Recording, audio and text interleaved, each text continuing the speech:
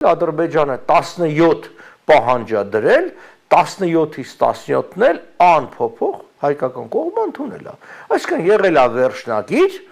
եւ այդ վերջնագրի կատարյալ ընդունում հայկական կողմից, բայց պիտի նաեւ նշել, որ այս 17-ով չի վերջանում, ամեն ինչ պահանջները չի վերջանում, այլ սկսում է պահանջների մեկ այլ փուլ, որը բազմաթիվ անգամներ բարձրաձայնվել էր արդեն Ադրբեջանի կողմից եւ այս պահանջները ավելանում են։ Մասնավորապես,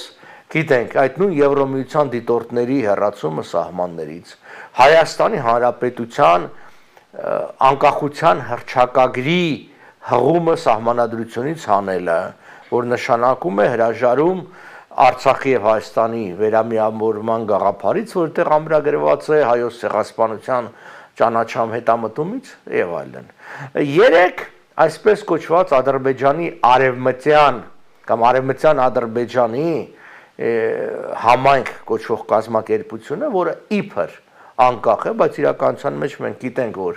Ալիևի կողմից ֆինանսավորվող, շենք տրամադրվող եւ դա օգտագործվող Հայաստանի դեմ նրա ներկայացուցիչը 7 պահանջ հստակ եւս ձևակերպեց Հայաստանին որպես հիմք այսպես ասած խաղաղության պայմանագրի, որոնցից բացի նշածս այդ երկու պահանջներից այնտեղ օրինակի համար այսպես կոչված 300,000 ադրբեջանցիների վերադարձ Հայաստան, հատուցումներ, բոլորին պատժելու նրանք ովքեր որ երբևէ Ադրբեջանի դեմ ըստ իրենց ինչ որ հանցագործություն են արել կամ անգամ խոսքով վիրավորել են Ադրբեջանին, այսինքն ելույթ են ունեցել ինչ որ հանրահավաքի ժամանակ բոլորին պատիժներ եւ այլն, բայց ես վստահ եմ, որ այդ 7-ն էլ վերջը չի,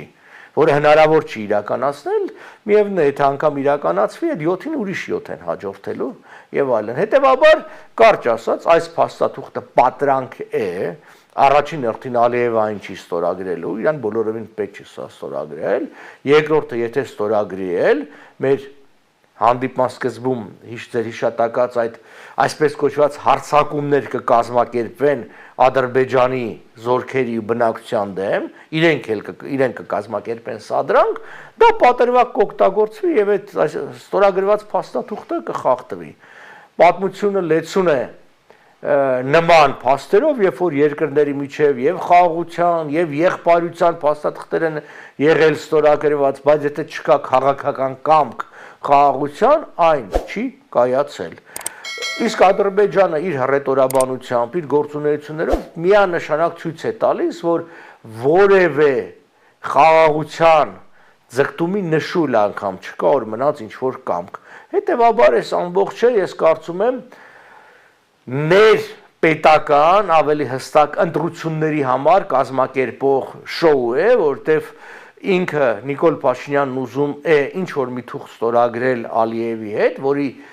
վերնագրի մեջ կլինի խաղաղության բառը, իսկ այդ բառը շատ լավ ծախվող բառ է։ Ինքը կթափարի, կասի ժողովուրդ ջան, ես ձեզ խաղաղություն բերեցի, բոլոր մյուսները պատերազմ են ուզում, տեսեք, ես եմ միակ ձեր փրկիչը եւ այլն, եւ այդ ձեր կկարողանա մարդկանց համոզել, իսկ հետո ինչ կլինի իրան չի հուզում։ Այսինքն հետո կլինի պատերազմ թե խաղաղություն արդեն էական չի։ Ինքը կասի իրավիճակը փոխվել, ինչպես հիմա ինքը սովորություն ունի իր բոլոր խոստումներից հրաժարվելուց հետո ասել, որ իրավիճակը փոխվել։